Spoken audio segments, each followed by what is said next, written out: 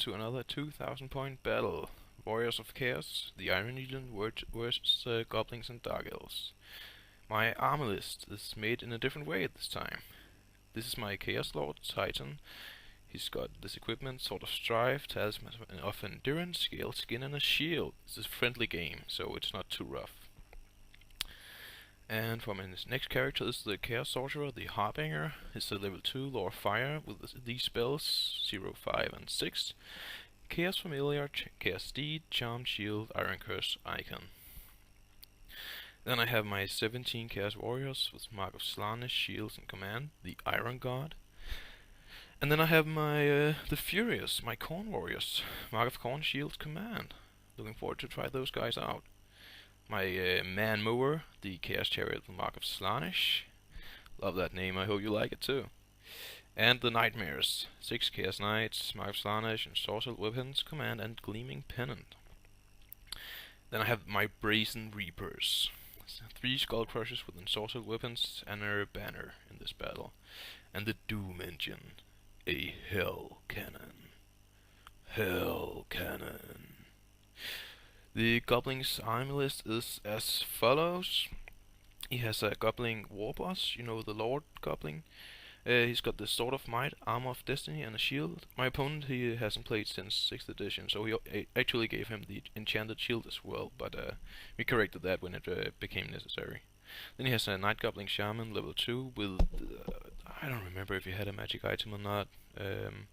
Anyway, a Night Goblin Big Boss with a BSB with a spider banner, what's its name? You know, makes dangerous terrain and stuff like that. 70 Night Goblins with their Command, Netters, and 3 Fanatics.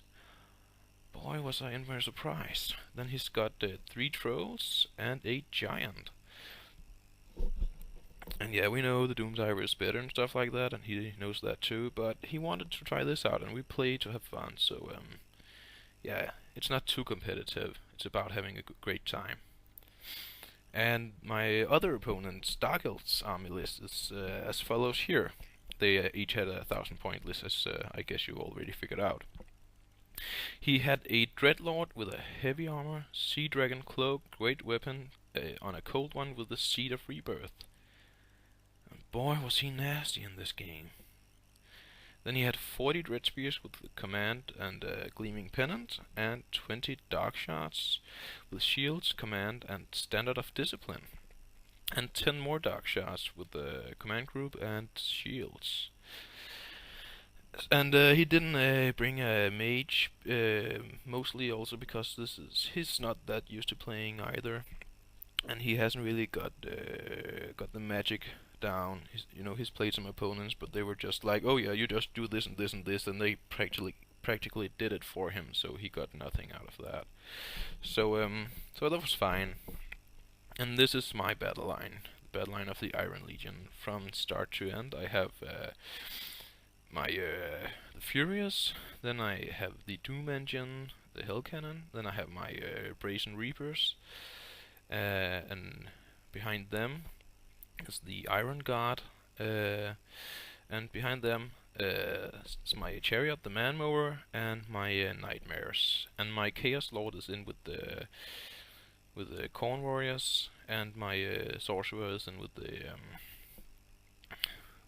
Shield Warriors. And this is Dark Elves and Goblins battle line, and you can see here 10 Dark Shards, then the 40 Dread Spears with the Lord and Cold One attached. Then there's a Giant, the 3 Trolls. 2 of them look suspiciously much like Snotlings, but they're not. No, it's an optical vision. Then there's 70 Night Goblins, and the Shaman is outside of them, and then 20 Dark Shards. And all of his characters except for the Shaman. Okay, so the BSB and the Goblin Lord is in with the Goblins. And just what do you call it? Normal overview of the battle lines, almost. And a closer up picture of his spearman and shooting unit, just to give you well, did you see the paint job? And this is their center. Yeah, Giant Trolls and Night Goblins. And over here is their flank, the other flank. It's to my left, their right. The 20 dark shots and the shaman. And this is my own left flank and their right. The nightmares and the man mover is there. And my center consists of my Iron Guard, the Brazen Reapers, and the Doom Engine. And yeah, I place the Reapers like that to fit them in. And then the Furious with the Chaos Lord in there. Right in front of the Dread Spears. Oh yeah. And this is turn 1 after movement. At first the Hell Cannon fails its caged Fury check. So it moves up 3d6, which is only 7. But you know what? I don't care. The Hell Cannon is a beast in close combat, and it's a monster when it shoots as well, so I no matter what happens, I don't mind. Otherwise I just moved my Furious up against the Dread Spears as fast as they could. And the Brazen Reapers moved up, not fully, but quite a lot. The Iron Guard moved up as well, and the Chariot and Knights also just moved up as much as they could. I wanted those 2 units to charge the 20 Dark Charge and be rid of them in a turn or 2. So that was my plan, and so far everything is looking pretty good. I liked it. And here, well, just a closer look at the right flank, and whoa, is this a crappy picture? I didn't notice that. Well, anyway, there it is. And I get, in my magic phase, I get Fireball off. I think it was just the small one. Everything else was dispelled. And I put a wound on the trolls. Well, not much, but oh well. Everything helps. Besides, there's only 3 of them. The Goblins and Dark Elves after movement. And you can see the Dread Spears with the Lord move up slightly here to be in front of the 10 archers. His trolls move up to, well, position themselves like that to probably make me overrun into the giant, I guess. And I don't know what their plans with this were. I think we discussed it fairly openly, but well, this is what it looks like, and it's gonna be interesting. And the dark shots in the shooting phase, they kill a knight. I think their magic phase, in the magic phase, they he got some buffs off on the Night Goblins and the archers, but it didn't matter. The Furious, they make their single armor save against the 10 other shots on a 4-up because of the shields and the armor piercing, so that was nice. And then on to turn 2. And it's, yeah, I like turn 2. Because this is what happens. The Brazen Reapers, they charge the trolls, and then they get within agencies of the Night Goblin Horde, and I hadn't thought about it, but if I had, I would have charged anyway, so I just have to trust in their armor save and their number of wounds, and well, take a little chance. And 2 fanatics hit, but they only hit 4 times on 2d6 and cause 1 wound. That was pretty lucky. I mean, whew. So 2d6 strength 5 armor piercing hits cause 1 wound on my extremely expensive crushers. My opponent wasn't really pleased about that, but he's kind of a pessimistic guy, so he was like, oh well, I expected that and stuff like that. I mean, he's a good guy, don't get me wrong, but he didn't take it too hard. And then they complete the charge, and because you can make a wheel during the charge, and it's still legal, and as long as many models as possible is in base contact with each other, I wheeled them around the last goblin there, and they were all in base contact with as many as they could. So I missed that one. And the Knights and Chariot, they both charged 20 shards. I needed like a 7 and 8, and with the Swift Stride and a lot of movement, they made it both. And might have looked like the Knights were in their flank, but they wasn't. It was loud and clear when we checked. So and they stood and shoot on the Chariot and did no wounds. And then I in my magic phase, I used Fireball and Flame Cage to take out 2 fanatics. Now, yeah, I could have Flame Caged anything else, but honestly, to Warriors of Chaos, fanatics just like, oh, they're so dangerous if they move into my Skull Crushers or anything like that. I mean, And he might have dispelled flame cages if I cast it on any other unit, but they just let it go here because it mattered so little to them, and they wanted to dispel Flamestorm. Then I irresistible forced that one through, so they wasted all their dispel dice. I don't like irresistible forcing things through, though. I mean, it can be good, but I just don't like that you might lose your mage. Then I'd rather not get it through. But I do, and I put it on the edge of the unit because I hope it scatters into the trolls, and it does. It doesn't look like it here, but if you stood exactly over the template, you'd see it very clearly. So one hit on the trolls, and like, who cares about the goblins? Like 4 hits, I guess, 5. And yeah, so I like that.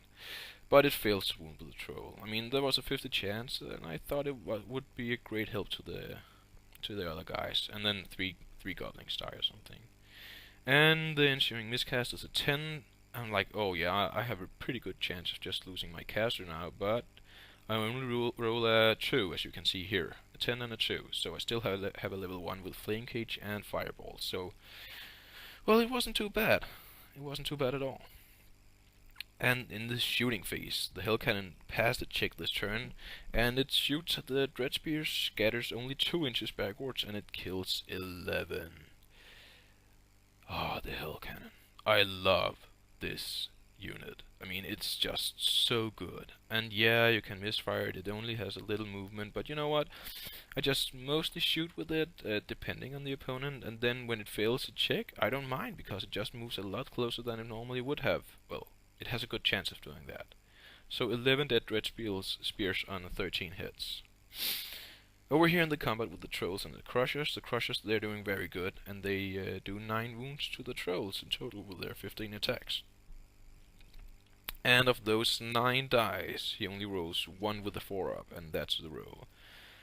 And yeah, his pessimism once again saves him, so he's not too disappointed. And also, we know this can happen, it's a game of dice. And then I will run into the Giant. So, yeah, they really performed well. Over here in the battle between the Chariot Knight and the Darkshots. Oh, yeah. Well, you're gonna see. Over time. I only kill 8 total, and that's not a lot with both impact hits, Knight's attacks, and Chariot attacks, and mounts, and everything. And the guy he killed wouldn't have added any extra attacks to my pool, so he loses 8, reforms, and he's still steadfast. And he killed a knight, so. And that was the end of my turn 2, and going to Goblins and Dark Elves turn 2. The Night Goblin Super Horde moves up slightly, and he gets poisoned on the Darkshots and armor piercing on his Goblins. So, yeah. Over here the Crushers put 3 wounds on the Giant. But he takes out a Crusher in return.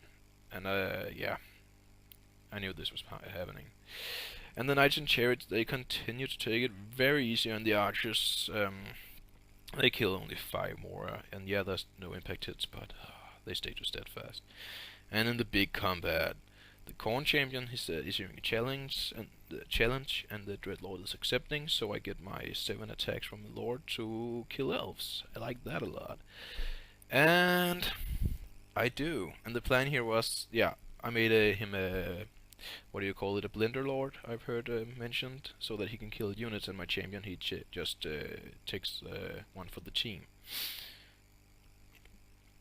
And obviously the champion bites the dust. No surprise there, the Dreadlord, even with a great weapon, he still rerolls to hit because of hatred. They're just insane with their rerolls. And then, in this phase, the Dreadspears, they wound the warriors 8 times. That's pretty standard. That's pretty average. And I fail 3 of their 3-up saves. I mean, I shouldn't have bothered with shields, I guess.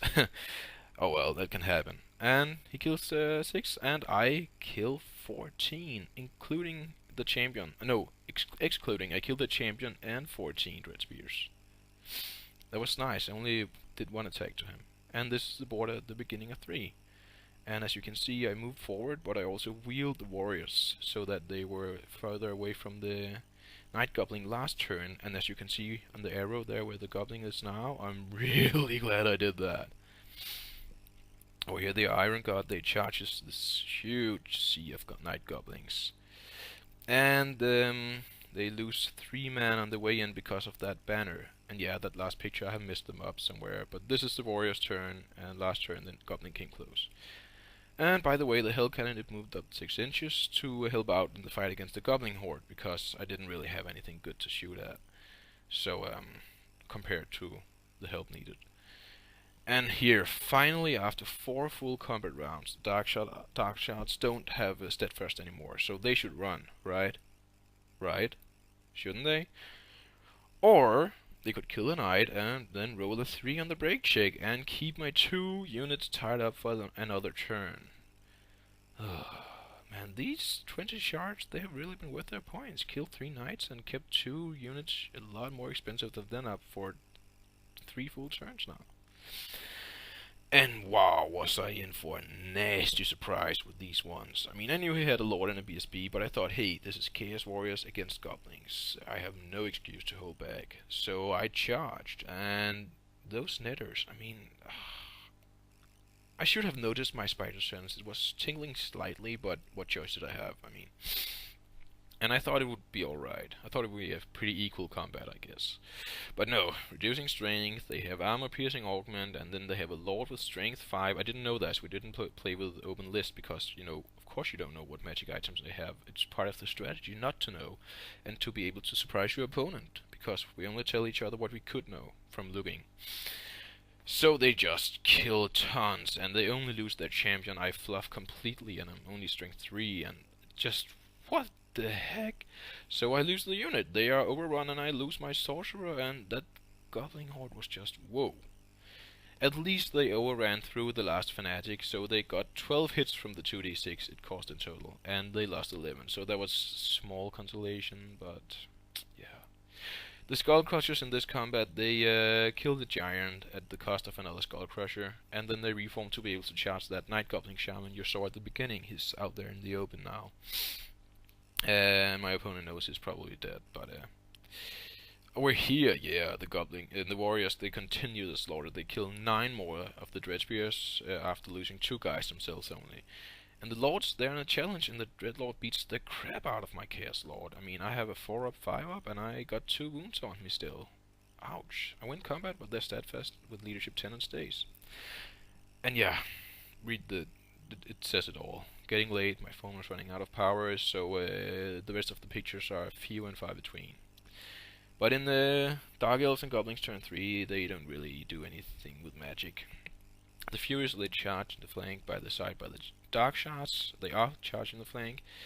And the missing Chaos Lord, well, this is actually a picture after turn 3, but it's all I have because of the reasons you just saw before. So I'm using this because everything else is exactly the same, so it's very good at representing how it looked at the beginning of the turn.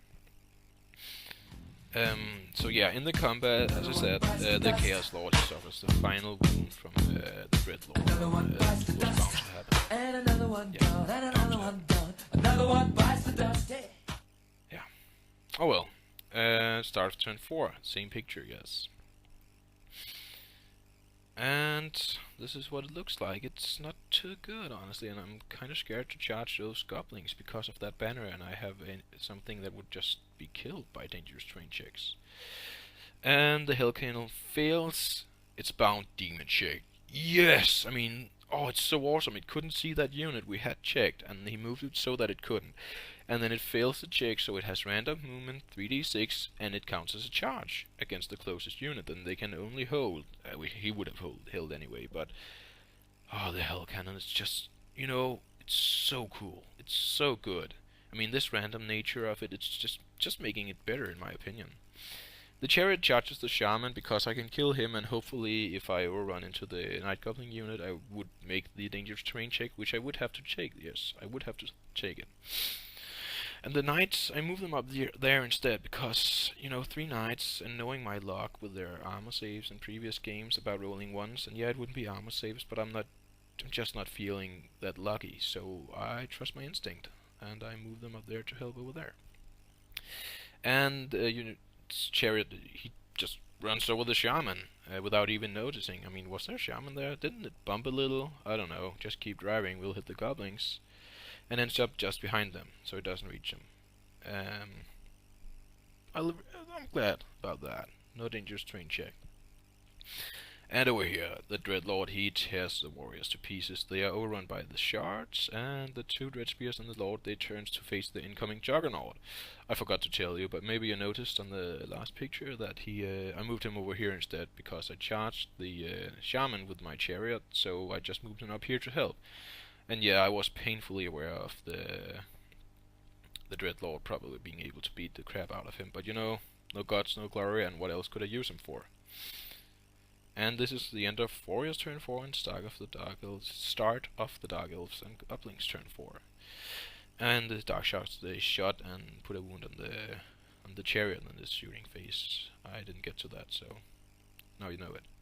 And as expected, the Dreadlord charges out of the remaining two Dreadspears and engages in Skull Crusher with a wound on it in a combat. Exciting.